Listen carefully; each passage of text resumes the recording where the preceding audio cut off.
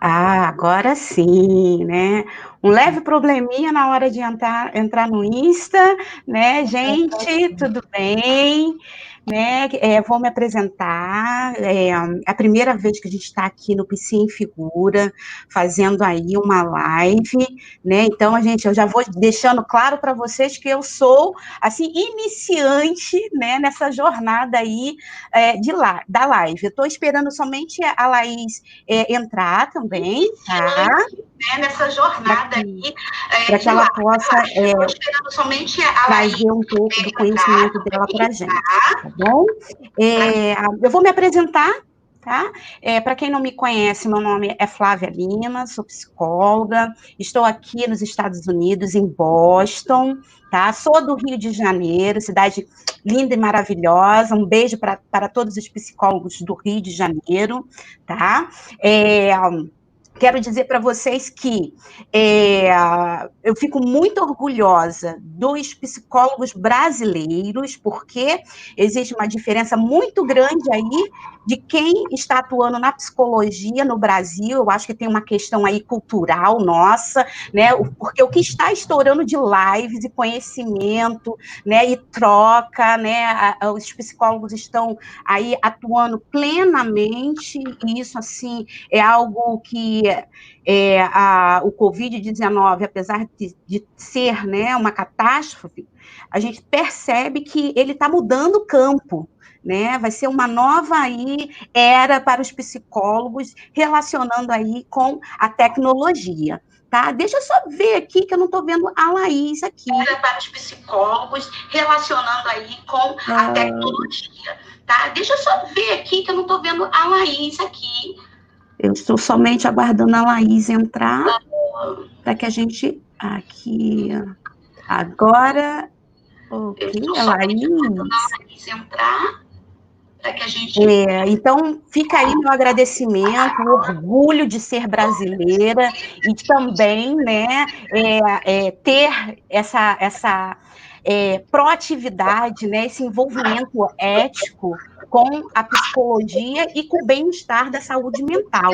É algo que tem acontecido no campo, né, e que tem aí afetado de forma positiva os psicólogos e clientes, né? Laís, seja bem-vinda, Laís. Eu gostaria que você se apresentasse aí para a gente, falasse um pouco aí da sua experiência, né, do seu conhecimento, que hoje a gente vai falar de algo muito gostoso, que é a Gestalt terapia, minha abordagem do coração.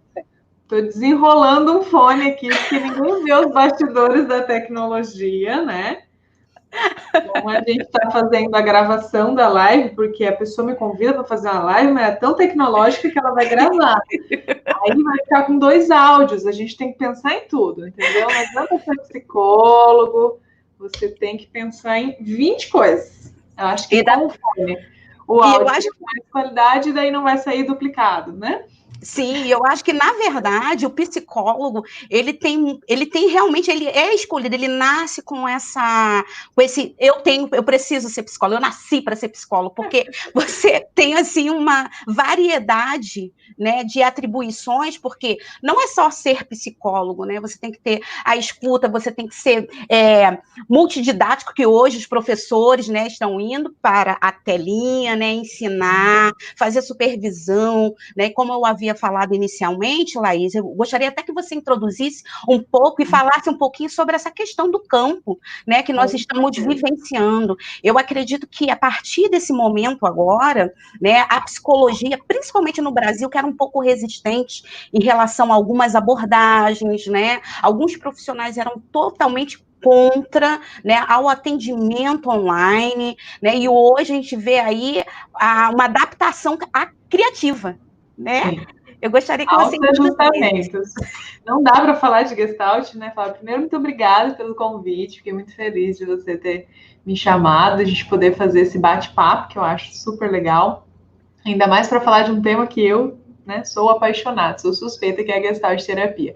E não dá para falar de Gestalt terapia sem falar de campo, né? Nós temos que olhar para o campo e tudo que está acontecendo nesse contexto, né? A gente só pode compreender o ser humano compreendendo esse contexto. E quando a gente fala das abordagens, não é diferente. Então, de fato, é um campo de adaptação, é um campo de grandes transformações, e eu achei muito bonito isso que você falou, né? Isso que você apresentou na sua fala, que é o quanto a gente vai, de alguma forma, ressignificando uma série de coisas nesse novo momento, né? E ampliando os nossos olhares que muitas vezes eram preconceituosos, né? Então, eu acho que ainda existe muitos preconceitos com relação à tecnologia, dentro da psicologia, que de alguma forma foi sendo necessário se adaptar e repensar nesse novo momento, e o quanto a gente faz isso com inúmeras outras coisas, né? A gente olha de um lugar já pré-concebido, né? A gente tende a valorizar muito mais aquilo que a gente já conhece, desvalorizar o novo. E uma das coisas que a gente fala muito em Gestalt terapia é a importância da gente viver no aqui e agora, é a importância da gente olhar para esse campo, se ajustar de uma maneira criativa a esse campo, né? E claro que todos os ajustamentos, todas as transformações trazem benefícios, trazem dificuldades também. Não adianta a gente negar esse outro lado, mas sim a gente pode pensar em um campo diferente, um campo novo, e eu acho que é isso, sabe? Eu acho que a gente vai poder falar da psicologia antes da pandemia e da psicologia depois da pandemia. É um grande marco, né? A gente não pode negar. Pode falar.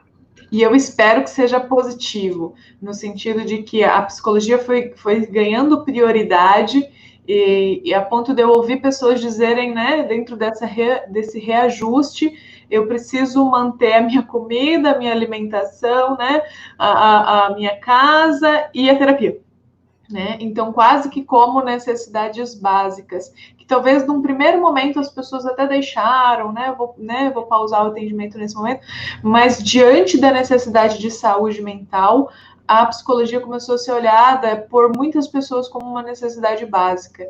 E eu acho que a saúde mental está sendo valorizada dessa maneira, e eu acho isso enriquecedor, e que se nós psicólogos soubermos cuidar das pessoas nesse momento e mostrar para as pessoas como a psicologia não é coisa de louco, que a gente ainda tem esse olhar, é um momento muito legal para nós psicólogos e para as pessoas que vão poder se beneficiar do nosso serviço. É verdade. Laís, assim, a Gestalt terapia, né, aí uma iniciação, né, que bebeu fontes de vários, né, teóricos, e talvez por isso, né, algumas pessoas sintam tanta dificuldade em entender o que é a Gestalt terapia, afinal. O que é a Gestalt terapia? Eu não consigo entender. Vem com as bases filosóficas, né? Que eu gostaria que você falasse um pouquinho sobre essa introdução de como foi criada a Gestalt terapia, de que fonte bebeu, e para que a gente pudesse aí explicar um pouquinho o que é essa tal de Gestalt terapia, que muitos alunos no início, né? Porque a gente sabe que na universidade a gente só tem aí, no máximo, 3 períodos para poder aprender um pouquinho sobre Gestalt terapia, aqueles que se abrem para isso, né? Mas quem não é da Gestalt terapia tem muita dificuldade de compreender as bases, tá? E eu gostaria que você trouxesse aí para a gente uma introdução de como funciona. Perfeito. Então, como você trouxe, a Gestalt terapia, ela tem bases filosóficas e bases teóricas, né, que, como o próprio nome já diz, dão fundamento, dão embasamento para a construção da teoria. Né? Então, em termos de bases filosóficas, nós temos ali existencialismo, fenomenologia e humanismo, que são as principais bases filosóficas, e de bases teóricas a gente tem psicologia da Gestalt, que é diferente de Gestalt terapia, eu sei que a gente vai falar disso daqui a pouco. Psicologia da Gestalt, temos o budismo enquanto filosofia, temos a teoria do campo de Kurt Lewin, então, assim, temos inúmeras teorias que dão embasamento à Gestalt terapia. Mas então, qual é a diferença da Gestalt, do existencialismo para a Gestalt e do humanismo para a Gestalt, já que todas eles fazem base? É impossível você conhecer uma casa de maneira profunda se você não conhece os seus alicerces. Então, para você aprender Gestalt terapia, você precisa aprender as bases filosóficas, as bases teóricas.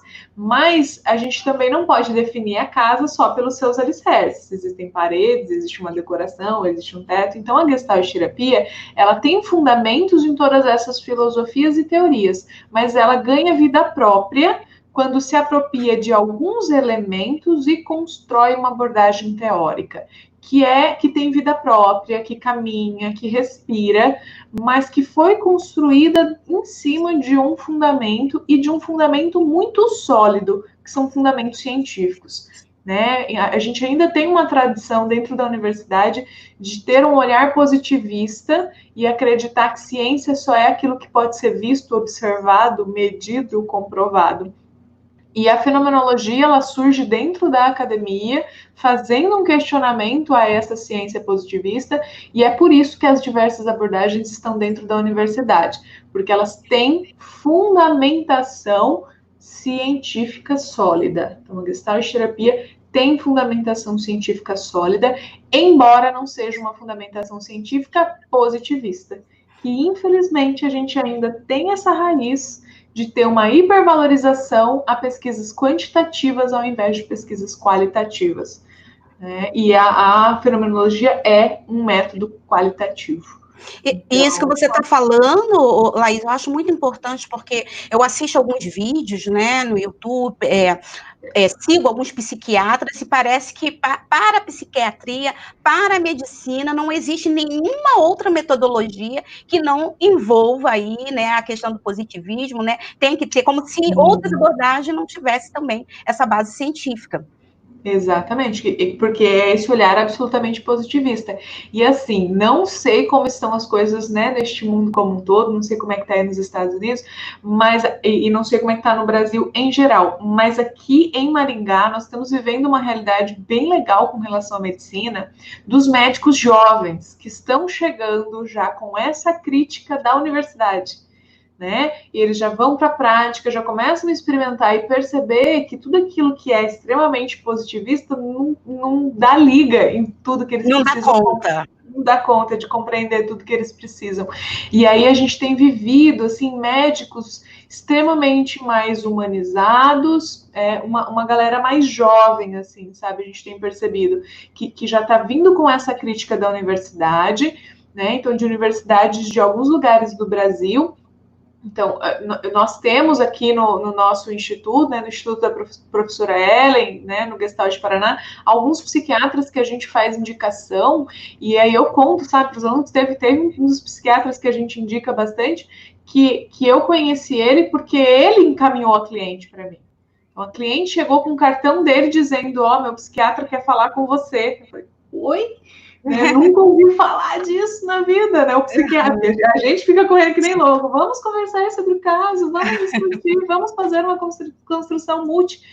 Então, assim, já estamos vivendo essa realidade, né? Pelo menos vou falar da minha experiência aqui, de alguns, né? Não são todos de fato, mas alguns médicos já tendo essa abertura maior para esse olhar de que, não é só positivismo, não. Então, e eu acho que a cultura brasileira dá bastante permissividade para isso também, né? Flávia, acho que você pode falar um pouco dessa questão da cultura, porque pelo que eu tenho visto assim, em outros lugares, é ainda mais enrijecido nesse olhar positivista, né? Aqui nos Estados Unidos, você não tem essa abertura, né? Realmente muito fechado. Se existir, é muito pouco, eu não tenho conhecimento ainda sobre, né? É muito fechado, então é uma pena, porque a gente tem outras possibilidades, né? Porque nem todos a gente sabe, nem todos os clientes se adaptam a esse formato. Sim, sim. Então, assim, é importante a gente ter aí também, né, outras oportunidades. E aí está a Gestalt terapia. E que coisa, né? A Gestalt vinda daí, né? O berço dela foi nos Estados Unidos, tudo bem que Califórnia é uma coisa um pouquinho mais reglose, né?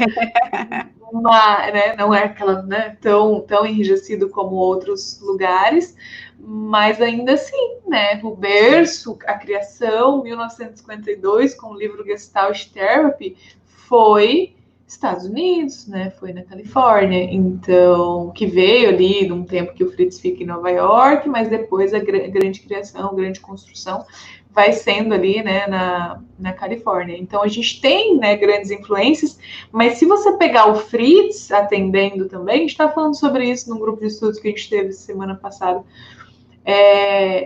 ainda é uma visão, por mais que não seja positivista, ainda é muito dura. A Gestalt raiz, eu costumo falar que tem a Gestalt raiz e a Gestalt Nutella, né? A Gestalt raiz, que é a Gestalt do Fritz, é muito dura, né? É muito diretiva, é muito técnica, né? Então, quando ela vem para o Brasil, ela vem com essa pegada, e aí aos poucos a gente vai construindo uma posição que eu acho que é onde a Gestalt terapia está hoje no Brasil, que é belíssima. Não, Laís, é muito interessante a gente estar falando aqui sobre essa questão cultural, porque eu estou aqui, né, e eu percebo isso muito claramente, né, como nós brasileiros trazemos, né, latinos em geral, né, que aqui existe, né, o grupo, né, o povo latino, ele tem essa questão emocional muito mais, assim, vivificada, né, e existe aí uma demanda muito mais clara. Aqui nos Estados Unidos, é bom eu trazer um dado para vocês, que mesmo lá, né, eu fiz até algumas inscrições num workshop aqui desse ano, mas acabou, não vai ter em Nova York, é uma pena, mas os workshops, debates, mesas, a gente não encontra muito, a gente quase não vê.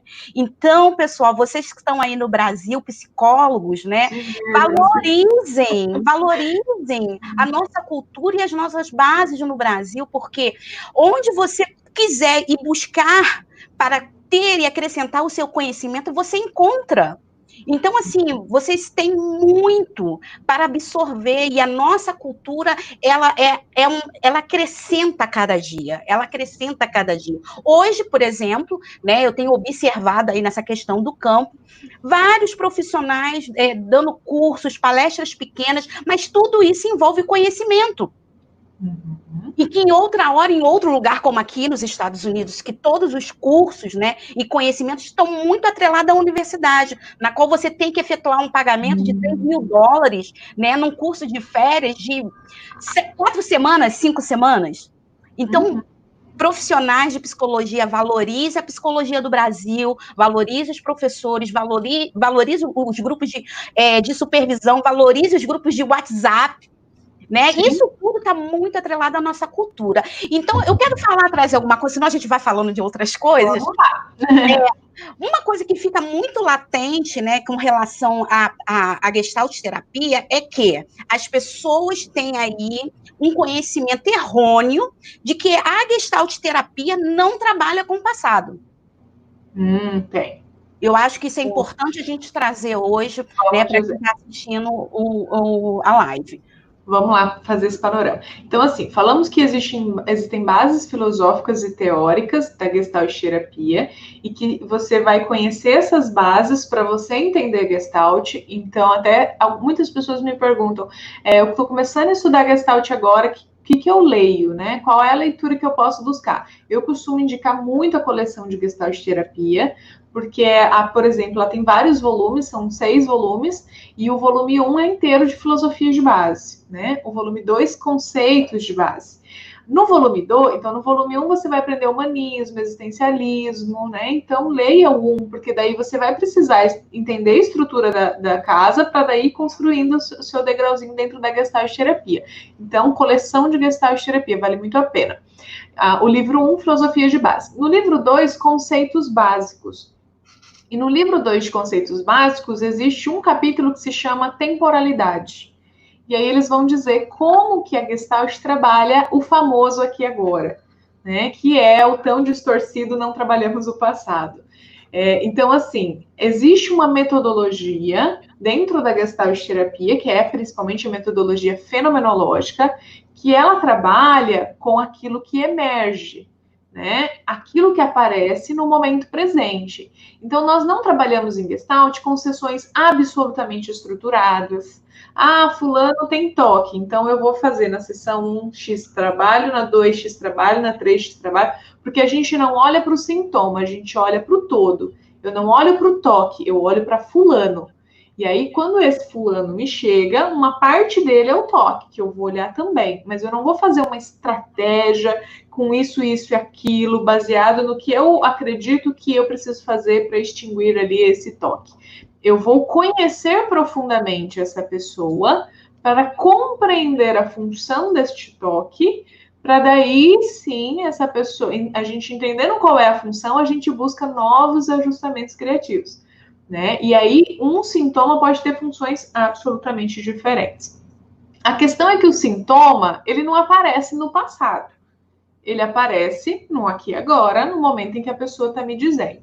E aí, pode até ser que o que começou a fazer com que essa pessoa desenvolvesse esse sintoma tenha iniciado no passado. Mas se iniciou no passado e fechou no passado, então não teria que estar aparecendo nesse momento. Se está aparecendo nesse momento, é porque iniciou no passado e permanece até hoje. Então, nós trabalhamos com isso que emerge, com a forma que emerge, no aqui e agora. E isso não significa que a gente não trabalha passado, muito pelo contrário. Ou que a gente não trabalha futuro. Trabalhamos, sim, com toda a temporalidade. A grande questão é que a gente não compreende os sintomas como sendo determinados pelo passado. Porque se assim não fosse, estávamos lascados. Porque o que a gente ia fazer com uma coisa chamada passado que a gente não muda? Então, se você sofreu um trauma, se você viveu uma situação difícil, com certeza isso vai afetar o seu aqui e agora. E com certeza nós vamos olhar para isso enquanto terapeutas e gestalt terapeutas. O que a gente não vai olhar é como se houvesse um único fator que determinasse quem você é hoje. Ou um único fator do passado que justificasse. A gente fala assim, explica, mas não justifica. Explica o que fez com que você, né, a sua história de vida, explica você ter chegado em todos esses lugares, né, nesse sintoma, mas não justifica, porque outras pessoas podem ter vivências diferentes e chegar em outros lugares, porque a gente tem a capacidade de escolha. O grande problema é quando a gente não tem consciência da vida e dos caminhos que a gente vai seguindo, e é aí que a gente se desconecta e acaba sintomatizando. E aí o nosso objetivo é trazer a consciência dessa pessoa novamente para si, para o seu sintoma, para as suas características, para a sua história de vida. Então vamos para o passado, seus projetos futuros, vamos para o futuro, mas trazer a consciência desse todo a ponto de que ela resgate a consciência de si e atenda à necessidade que o sintoma está atendendo de uma outra maneira. Então é, de fato, um olhar muito diferente. Não significa que a gente não olhe o passado. Ok. Gente, essa gravação vai ficar no YouTube, no meu canal, o canal Psi em Figura, tá? Porque perguntaram aqui, a gente está no Insta, ao vivo. Eu gostaria que vocês fossem colocando aí as dúvidas de vocês, para que a gente pudesse também explanar, tá? Se vocês têm alguma dúvida com relação à gestalt terapia. E eu gostaria de acrescentar, o Laís, a respeito dos sonhos, né? A gente tem aí, né, como diz uma amiga minha, Papai Freud, né? Que aí foi, né, o pai que iniciou tudo, porém, ele tem um trabalho diferente com os sonhos, e a gestalt terapia também trabalha com os sonhos, mas de que forma? Ótima pergunta, muitas pessoas me perguntam isso, né? E aí a gente está de novo falando do método fenomenológico. Por quê? Porque Papai Freud trabalhava com a interpretação, né? Então ele dava as interpretações, tinha o livro dos sonhos, todo um trabalho, né? E nesse trabalho que ele fazia, e a psicanálise como um todo acaba utilizando o método analítico, né? A análise, a interpretação. A fenomenologia, ela nos traz um olhar diferente. Então, a gente vai por um caminho diferente. Freud vai para cá, a gente vai para cá, né? E o Fritz, né, que é um dos grandes criadores da Gestalt, faz questão de ressaltar isso de uma maneira muito intensa nos seus escritos. Até porque ele foi por esse caminho por muito tempo, ele era psicanalista, e aí ele fala, cara, não tá rolando, vamos tentar outro caminho. E aí que surge a Gestalt terapia, né, na tentativa de caminhar por outros caminhos, que é a fenomenologia. Então, a fenomenologia, ela trabalha com a descrição, ela trabalha com a personificação, ela trabalha com a epoqué, que aí são conceitos um pouquinho complexos, vou tentar explicar de uma maneira mais resumida, né? que é você não atribuir sentido àquilo que é do outro. Então, a fenomenologia vai dizer o seguinte: o fenômeno surge, alguma coisa surge, e cada um, que é único e subjetivo, dá sentido a essa coisa que surgiu de maneiras muito diferentes. Então, se eu mostro uma caneta aqui, uma pessoa pode olhar e falar, nossa, uma caneta azul. Aí outra pessoa pode falar, nossa, música, caneta azul. A outra pessoa pode dizer, música? Que música? Nunca nem ouvi falar. A outra pessoa pode dizer, não, essa caneta aqui, ó, ela demonstra docência, porque é ela que eu uso para corrigir as provas e etc. Então, cada um vai dar um sentido diferente. Logo, nós não trabalhamos com a interpretação. Dentro da Gestalt terapia, interpretação psicanalista, aí os alunos brincam, né, professora, como é que analisa sonho na Gestalt terapia? Eu falo, não analisa, né? Porque analisar é interpretar, né? É decompor ali em partes. Então, nós não analisamos. Eu brinco, né? Professora, você está me analisando? Você é psicólogo, está me analisando, né? Os alunos primeiro aninho falam, né? Eu falo, nem se você pagasse para mim, eu não ia te analisar, porque eu sou Gestalt terapeuta, eu não analiso, eu descrevo. Né? Então, porque não é essa metodologia que a gente usa. Então, para falar como a gente trabalha, a gente tem que dizer como a gente não trabalha primeiro. Não trabalhamos com a interpretação, mas trabalhamos com a descrição, né? Ou seja, os sonhos são entendidos como mensagens existenciais. Se sou eu, Laís, que sonhei, então significa que esse sonho tem características minhas, né? Mensagens desse campo como um todo que são direcionadas para mim. E aí, nesse processo de conscientização, de olhar para esses sonhos, o terapeuta não pode interpretar o sonho do cliente na concepção da Gestalt terapia, porque se eu, Laís, interpretar o teu sonho, Flávia, eu estou dando o meu sentido para o teu fenômeno. E aí, isso não é interessante para a Gestalt terapia. Então, eu preciso ajudar o meu cliente a compreender os seus próprios sonhos. E aí ele vai compreender isso a partir da descrição, ou seja, ele vai descrevendo cada uma dessas características que aparecem nos sonhos e através da personificação, né? A personificação é quando a pessoa se imagina sendo aquele objeto. Então, ela vai se imaginando sendo partes desse sonho, descrevendo esse sonho. Eu, terapeuta, faço epoqué, que é abster de julgamentos, abster das minhas interpretações, para ir facilitando, através do questionamento, da investigação fenomenológica, eu ir questionando ali aquele cliente, até ele chegar na sua própria compreensão daquele sonho. Então, o nosso trabalho, ele é descritivo, a gente vai descrevendo aquilo que o cliente vai trazendo, e ele é investigativo. Nunca de interpretação. Laís, se eu pedir, eu vou pedir para que você traga um exemplo disso, porque eu acho que quem não entende a Gestalt deve estar um pouco confuso, né? Tá, você não vai interpretar, mas você vai descrever. Como é que você vai descrever isso? Como é que se descreve essa situação? Gostaria que você trouxesse um exemplo para ficar bem claro. Vou trazer um exemplo meu de quando eu era recém-formada.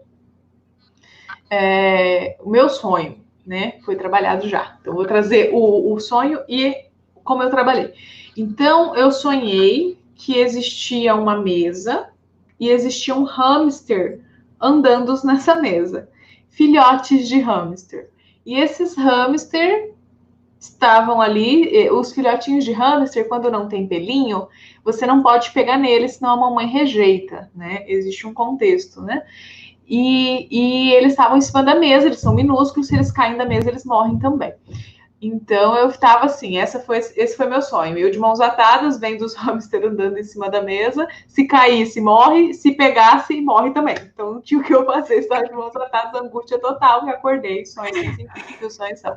E aí, eu fui trabalhando sonhos, né? Porque depois que a gente aprende, a gente pode também fazer os nossos trabalhos, né? Nunca é a mesma coisa do que levar para um terapeuta, mas às vezes a gente consegue uma outra compreensão. Então, fui trabalhando, né? Eu sou um hamster, a gente trabalha com a descrição e personificação. Como é a personificação? Eu imagino que eu sou a parte desse sonho e começo a descrever. Eu sou um hamster, sou frágil, preciso de cuidados. A Laís está aqui para cuidar de mim. né? Mas eu tô vendo que ela tá meio assustada, tá meio apavorada. Eu sei que vai acontecer com a Laís, não. Será que ela vai conseguir me ajudar e tal, né?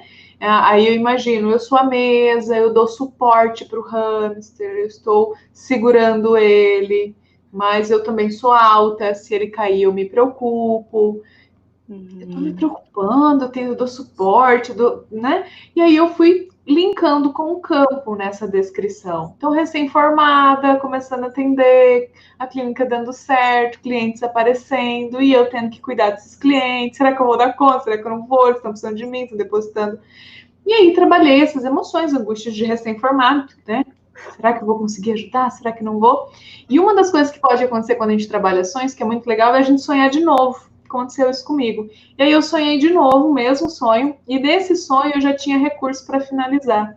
E aí eu colocava um papelão com uma fita crepe em volta da mesa, e os hamsters ficavam ali protegidos dentro da mesa, não precisavam cair, ninguém precisava pegar, ninguém precisava relar nele. Ou seja, eu consegui encontrar, existia uma angústia existencial, estou atendendo, estou cuidando de vidas, essa é a minha vida, Laís, né? E preciso fazer um bom trabalho, quero fazer um bom trabalho, vou conseguir cuidar de todo mundo? Não vou conseguir cuidar de todo mundo? Angústias normais aí do processo de recém-formado. Aí elabora, organiza, cuida desse olhar, né? Vê as suas capacidades, plim, aparecem recursos, né? Se eu não tivesse olhado para isso, pudesse ser que eu ficasse mais angustiada, que a clínica pudesse começar a travar porque eu não começasse a divulgar mais e começasse a me auto-sabotar porque eu não queria mais clientes, porque eu não estava dando conta daqueles clientes. Será que eu...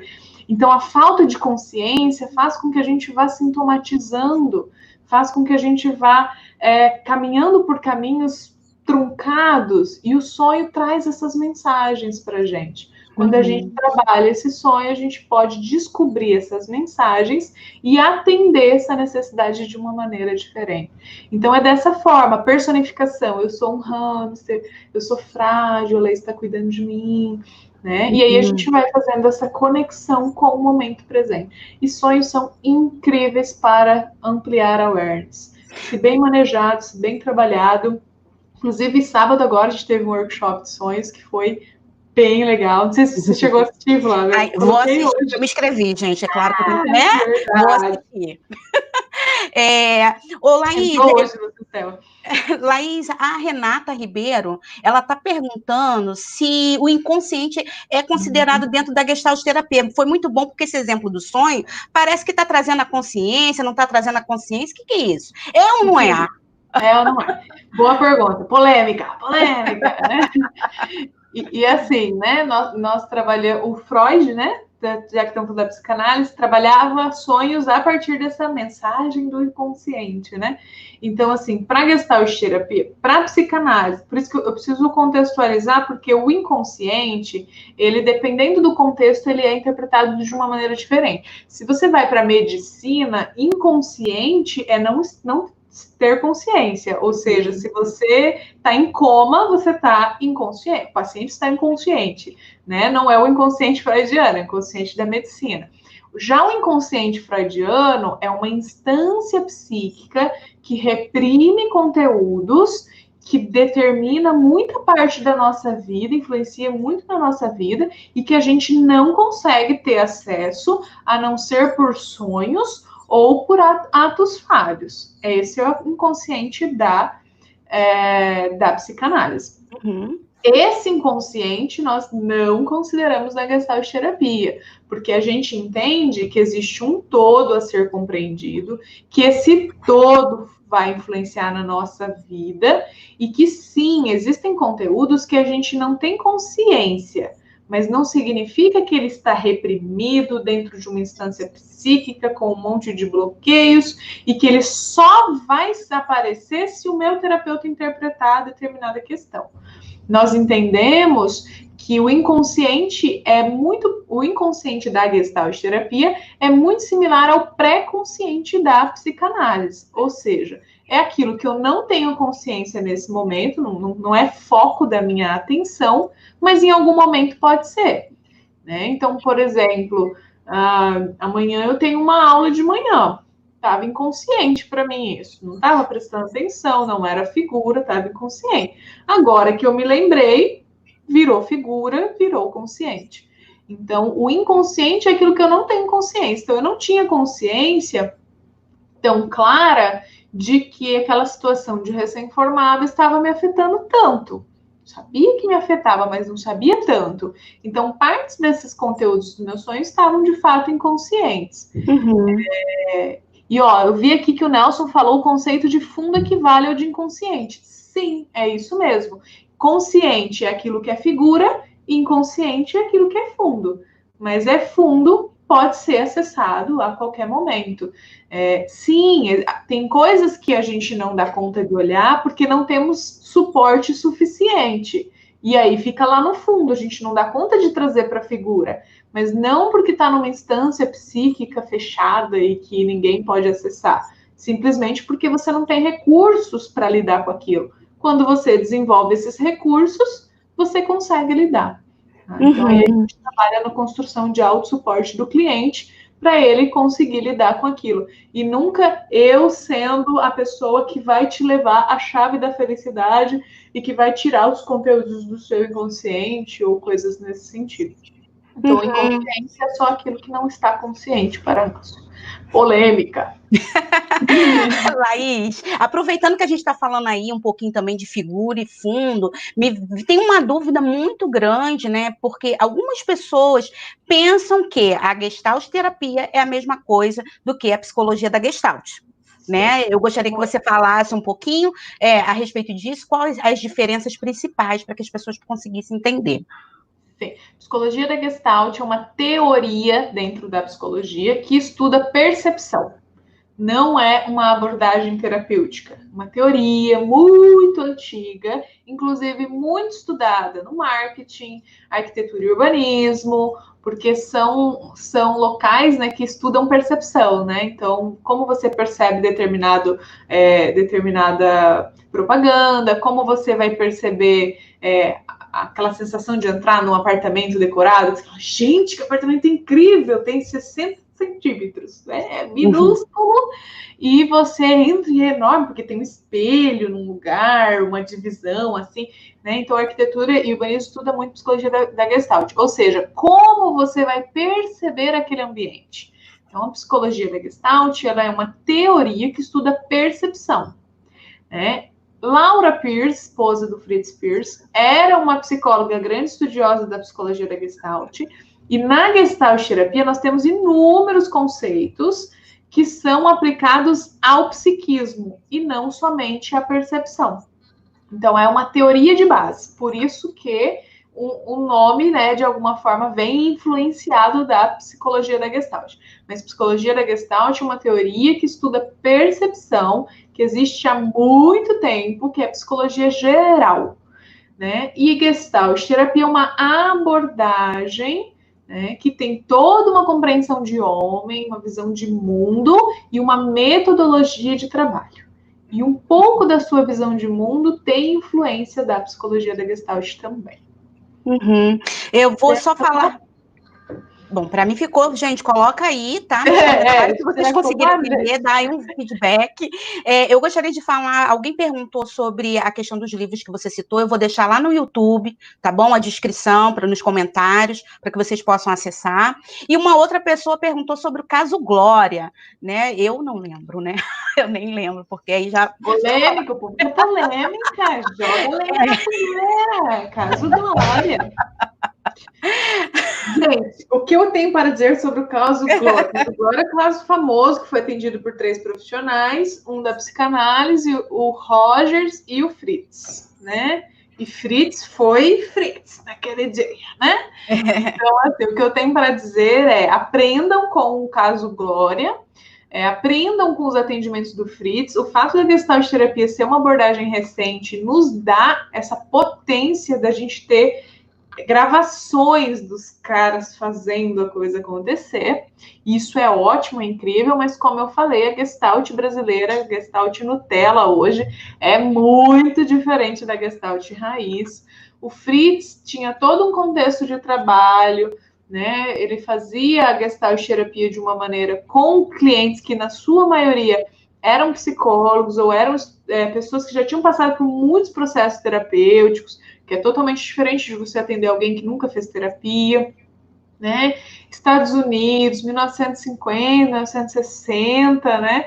Então, a gente está falando ali de um contexto específico para ser notado.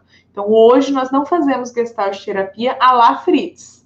Hoje, a gente tem um olhar muito mais humanista, muito mais acolhedor, mas quando a Gestalt chega no Brasil, ela é desse jeito mesmo. Ela chega bem prática, experimentos e vivências, né, de uma maneira extremamente intensa. Hoje, eu sinto muito mais conexão entre frustração habilidosa e acolhimento.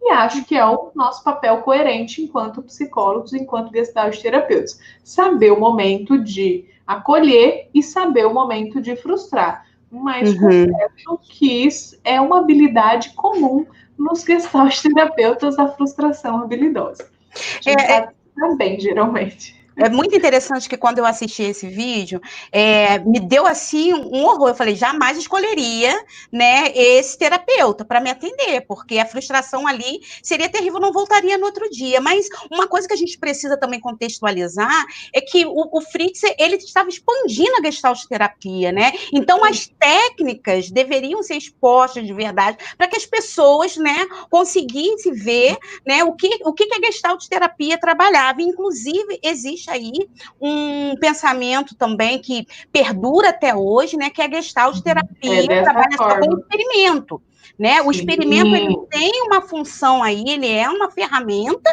né? Mas, assim, que inclusive a gente precisa ter um cuidado, porque algumas pessoas pegam o experimento e acham que estão fazendo Gestalt terapia, tá? E não é Gestalt terapia. Gestalt terapia não é só experimento. A questão do Fritz, né, que não tem muito aquela questão dialógica que hoje, né, a gente tem um pouco mais, né, relacional, né, é muito mais importante, é muito importante. E eu gostaria de, falando sobre isso, perguntar para você para que servem esses experimentos, né? Já que a gente vê aí outros, por exemplo, coach pega alguns conhecimentos de experimentos, vão lá e aplicam, isso é um processo sério, né, e importante, porque muitas pessoas não estão em terapia, né? Isso pode abrir aí, né, um vácuo, um buraco muito grande, né? E a gente precisa ter um cuidado com relação aos experimentos, mas eu gostaria que você falasse, Laís, para que servem esses experimentos? Sim. Existe um autor, não vou me lembrar o nome dele agora, mas ele diz uma coisa muito interessante. Ele fala assim: nós não deveríamos tratar com experimento ou sem experimento, com técnica X ou com técnica Y, nada que a gente não dá conta de trabalhar sem técnica. Ou seja, se eu sou psicólogo, então eu tenho um mínimo de base para atender casos assim, casos assados, casos de outras maneiras. Eu não tenho habilidade para atender coisas relacionadas à nutrição. Não vou passar um plano alimentar para ninguém, mesmo que eu esteja trabalhando com alguém que tem compulsão alimentar ou com alguém que tem anorexia, porque eu não tenho competência para isso, nem com técnica, nem sem técnica. Então, eu preciso encaminhar para um profissional adequado.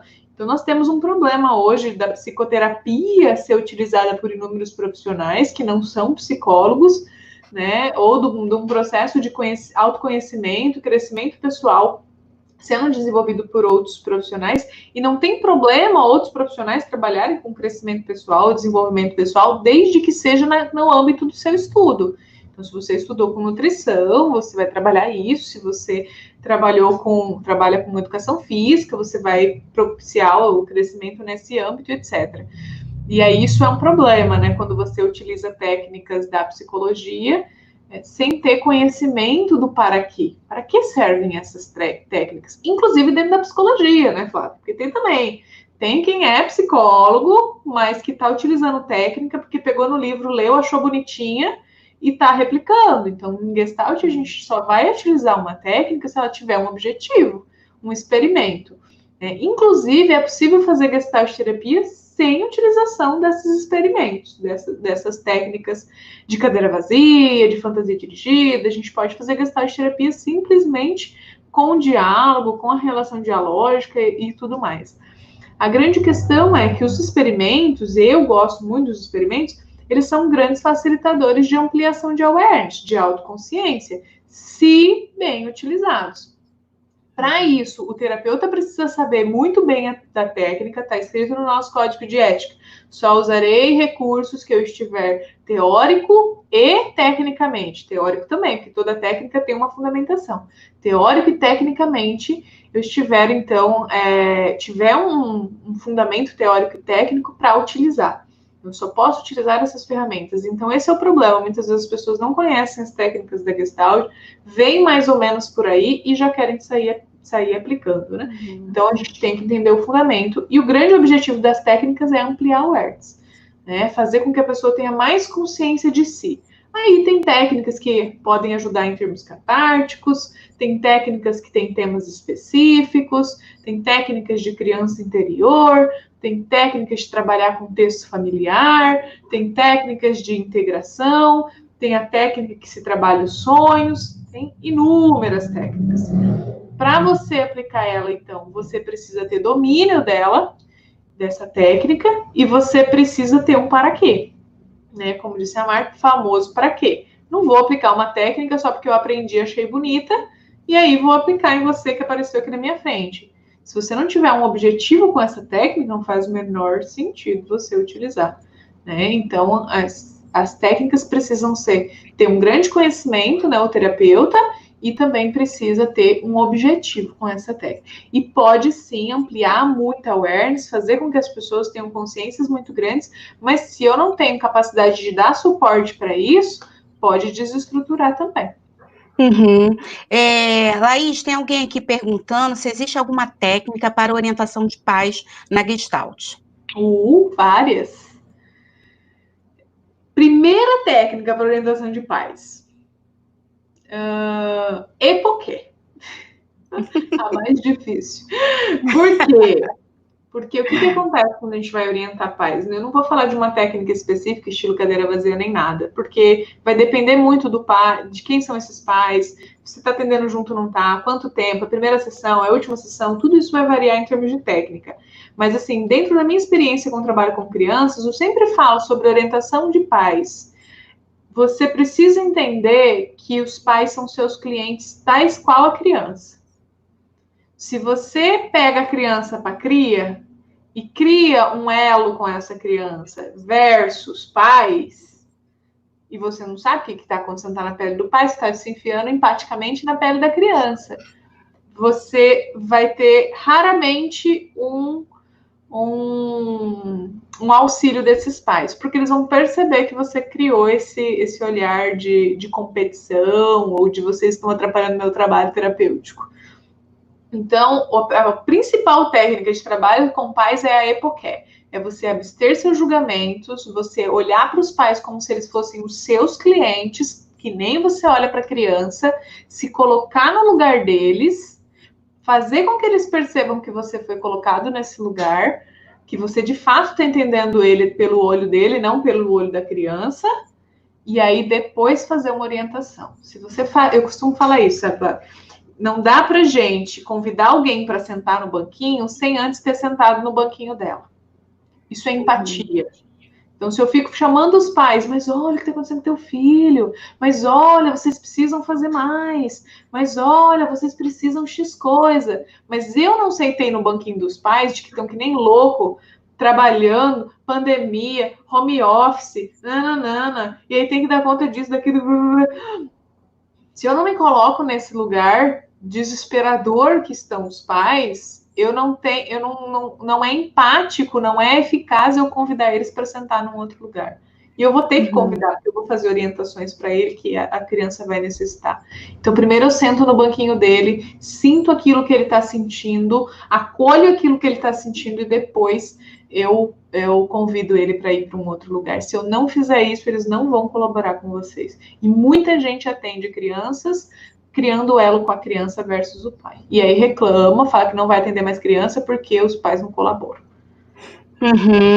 Aproveitando, gente, a gente vai fechar com essa pergunta, porque já tem quase 1 hora de live, tá?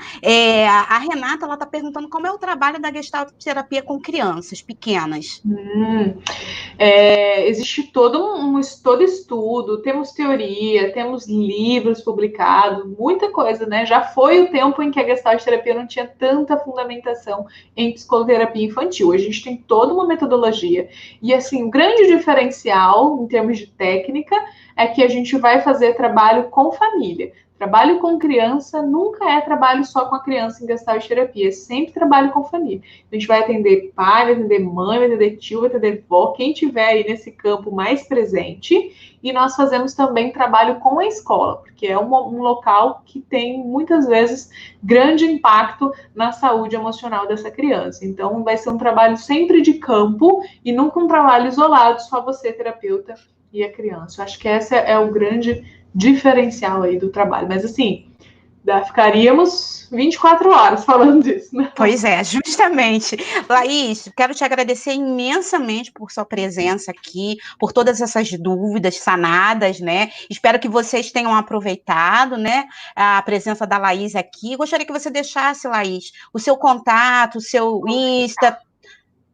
Vou deixar e já vou fazer um convite para a galera que está aí, que não se inscreveu ainda. Eu vou fazer um curso agora no comecinho do mês, 100% online, 100% gratuito, no qual a gente vai falar sobre a prática do Gestalt terapeuta. Eu vou falar bastante de fenomenologia e relação terapêutica, que é isso que a gente estava conversando um pouco aqui. Porque muitas pessoas não sabem o que é muito bem EPOCare, ou como fazer, não sabem muito bem sobre o processo de descrição, ou como que eu trabalho isso na relação terapêutica, e tudo que você vai aprender em Gestalt, seja de experimento ou de prática, precisa ter uma fundamentação. Precisa ter a base do método, que é a fenomenologia e a relação dialógica. Então, vocês podem estar indo lá no Gestalt Paraná, que é o nosso Instagram profissional, né, meu e da Ellen, que é a dona do Instituto aqui de Maringá, chama @GestaltParaná. E lá tem um link para esse curso. É só você fazer esses 5 dedinhos e aí colocar lá seu e-mail e você já está cadastrado. A gente vai estar enviando todas as informações pelo e-mail, né? Então, é uma oportunidade legal, se vocês puderem participar, convidar seus amiguinhos para dar essa aprofundada mais aí na Gestalt terapia. E aí, se vocês quiserem me encontrar, ou nesse meu perfil pessoal, Laís Nadai-Psi, ou lá no Gestalt Paraná, só mandar mensagem no direct, que a gente está sempre de olho aí para conversar com vocês. Então, gente, esse vídeo vai ficar gravado lá no YouTube, no meu canal, Psi Figura. Quem perdeu alguma coisa pode acessar o canal, tá? E a gente vai se ver aqui numa próxima oportunidade, no próximo vídeo. Deixe comentário de vocês e a gente se vê numa outra oportunidade. Um grande beijo para todos. Obrigada, Flávia. Tchau.